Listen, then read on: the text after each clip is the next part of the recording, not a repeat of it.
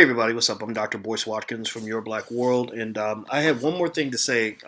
Earlier, you might have seen where I mentioned some thoughts that I had about the white teacher doing the nay and stuff like that with the black kids at the Ron Clark Academy, and I wanted to give you an update on what people have told me, as well as some other thoughts that have come to mind. I've really talked about this. I try to be transparent and honest with you about what I'm really thinking, and what happens is it ends up confusing people because what you normally get from public figures is they think about every single thing exactly how they want to say it, and they come out with one simple message, and it's very clear. I don't like to do that because my goal is not to tell black people what to think. It's to encourage you to think for yourself. And so sometimes you might see a stream of consciousness come from me where I'll say, okay, well, I see it this way, but on the other hand, I see it that way. But on the other hand, I see it that way. And I want you to know that that's just how I'm wired. I like freedom of thought. I want to encourage you to think for yourself and to be open to other perspectives. In fact, what I challenge you to do is go find somebody who completely disagrees with you about something, sit down and listen to them. Zip it up.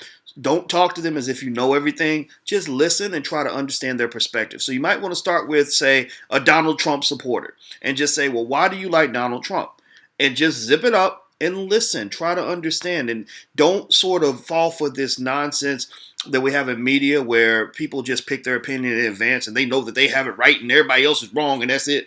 No, I mean, you can pick your side. You can say, well, based on my perspective as a black man, this is why I believe these things and this is what I'm going to fight for, but I understand why they feel differently. Do you understand the difference there? It's like if I'm Kobe and I'm playing for the Lakers and I'm LeBron, I'm playing for the Cavs, I understand why LeBron is trying to score points for the team with the brown uniform. And LeBron understands why Kobe's trying to score points for the team with the purple and gold. But LeBron doesn't get mad and say, who the hell, what kind of stupid idiot would play for the Lakers, would score points for the Lakers? Only an idiot would score points for the Lakers. What's wrong with these people? They're just stupid. That's ignorant. You don't do that. You try to understand different points of view. That's good for your mental health, good for your analytical ability. Anyway, to continue that, a couple things people brought up that really got me thinking. I saw the video with the white teacher at the Ron Clark Academy in Atlanta. He's like breaking it down with the black kids, and I mean they were good. They were so good. I was really impressed. I was very impressed with this teacher's effort to connect with his kids. I thought that was extraordinary. That's what teachers should do. That's how you get young people to listen to you. You connect to what they deem to be important. I think that there was two things that people said, and then I'll kind of tell you what I think. One thing that I heard someone say was that the teacher actually didn't want to do the dance. There was a black kids who begged him to do the dance with them, which puts it into context, right? I mean, it's like, okay, they wanted this. He did this as a favor to them. I respect that. At the same time, there's just that sort of very thin line between connecting with young people and letting them kind of drive the bus. There is a point, for example, if they said, hey, can we eat ice cream all day and watch Basketball Wives? You don't just say, okay, sure, let's eat ice cream and watch Basketball Wives all day. You say, no, we need to sit down and do some math, do some biology. So you kind of pick your battles. And I think it's fine that he connected with them on that level. I think that's perfectly cool. The second thought that came to mind was I saw where there was a commenter who said, we need to be grateful when white teachers connect to black kids. Why are you mad at him? There are a lot of black teachers who go to school and collect a paycheck every day and don't do a damn thing for these kids. That is true. There are trifling black teachers in this world. Absolutely. But why are we throwing everybody in the same boat? Why would you ever assume in a million years that the majority think this way? Now, I don't know if this is what the person meant. You'll hear black people say, well, it's good the white man's doing it because we ain't doing it. Ain't no black people trying to connect with these kids. No, that's not true. There are millions and millions and millions and millions of black educators and parents who are working their butts off every day to connect to black children. And what's interesting to me is that no matter what it is, whenever there's a white person that connects to black people, there's what I call the Elvis Effect. And the Elvis Effect is where a white guy comes along and does the exact same thing that millions of black people are already doing, and he becomes this superhero. He goes viral. Because I can tell you this, if there was a black man out there doing the nay-nay or whatever with the black kids, it probably wouldn't have gone viral. It went viral because you're not used to seeing a white person who can move like that, who will take the time to learn our culture like that. And a lot of that, unfortunately, is driven by the fact that we're used to being so disrespected by white people that we're really grateful when they show us even the tiniest amount of decency, right? And so I'm not a fan of this of taking a any white guy who does something that lots of black people do and making him into a superhero. You did that with Elvis. You know, he was singing the same songs black people were singing, and suddenly he becomes the biggest star in the world. Eminem, the rapper, he's rapping the same way a lot of black guys rap, but he becomes the biggest thing in the world. Larry Bird was playing basketball the way a lot of black guys that play basketball. He becomes the biggest thing in the world. You can go on and on and on and on and on and on and on. Just like you had that movie called Waiting for Superman. Well, in a way, a lot of us are waiting for the Great White Hope. White people are waiting for the Great White Hope, and black people wait for the Great White Hope because, to some extent, there are many of us who unfortunately believe that we are simply incapable of taking care of ourselves. We're incapable of educating our own children, so we need white people to do it. In fact, I had somebody tell me today that they said that they were no longer interested in following me. And they said, I used to respect you, but I don't respect you anymore because you're out here telling black people to start businesses, and a lot of them can't even afford to pay the rent. And I said, well, if you really think that black people can't survive without white people helping them pay their bills, then you don't belong on my pay. Probably go right now. I don't have a problem. In fact, it's really interesting. I get accused on a regular basis of being too nice to white people. I get accused on a regular basis of being too friendly and too not as angry as I should be about racism.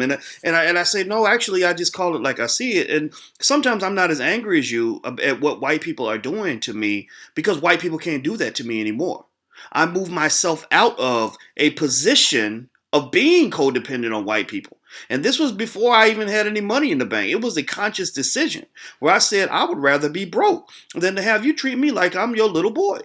I would rather be out here on the street than to have you make me feel like I can't be a man without your permission. You understand? So ultimately, I don't get as angry about racism in some context because it doesn't affect my life on a daily basis. I don't have to go to work with white people if I don't want to. When white people come in my life, it's because I'm hiring them for a job or I'm doing business with them on a partnership type basis or a contract. Most of my day-to-day everything is with other people who are like me. And I don't have to ask black people for permission for me to be a strong black man. You understand? So ultimately, I would just say that with this thing, I will say I don't know what it is, and maybe I need an educator. Maybe if you want to email me, please feel free to email me. My email address is boyce@boycewatkins.com. I don't know why I get my email address out because I get I literally get hundreds and hundreds of messages a day. I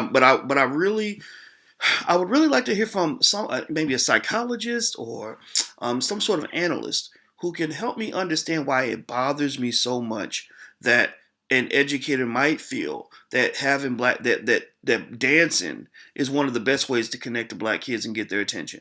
It's not that dancing is an inherently bad thing, but I have a real discomfort with us being pushed into these stereotypes. Again, I just think, what about those kids who don't want to dance? Who say, I didn't come here to dance. That's what dance practice is for. I'm here to learn. I don't want to do the nay-nay before I do science. And so I think that if you're going to have those sorts of options for the kids that just really love it, that where it's been built into their culture at an early age, that's fine. But I don't think every kid should feel like they have to rap the ABCs. Some kids just want to learn it.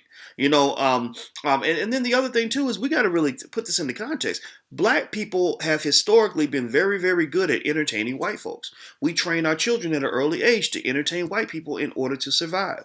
So they're learning the latest dances. They're learning how to rap, sing, dance, act, bling, ball, floss, shine. All this other, all these things that have to do with showing this very flashy, kind of charismatic kind of way of presenting yourself to the world. That in one way it does invoke or does it does signal a type of style that black people have. I think we do it like no other. But on the other hand, it's very limiting because it makes you feel that you can't just be a normal human being. It to some extent, if you're not careful, it can disrupt and undermine your humanity, your right to just be a regular, normal person who can be part of building a nation. If you look at the way this country's run, you look at the United States as a country and the way it's built.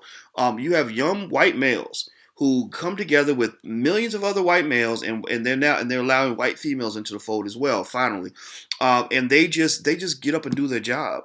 You look at NASA, thousands and thousands of people who all came together and said we want to send a rocket ship to the moon. So they're not doing the nay before they do the calculus. They're sitting down and they're mapping the trajectory of a rocket ship and figuring out how much fuel it's going to take to get it out of the Earth's atmosphere without blowing up. That's what they're doing, and I really just think that for the black community, we need intellectual soldiers who are just like, look, I'm just about this business. I'm not about trying to be flashy. I'm not about trying to do a dance for anybody. I'm just about trying to do my job, and I want to build something in conjunction with thousands and millions of other black people who are equally interested in building, not dancing, not singing, not rapping, not playing basketball, not entertaining white folks. We're here to build. And that's what I think I feel sometimes we miss a little bit when we force our kids to feel like they have to be flashy in order to fit in.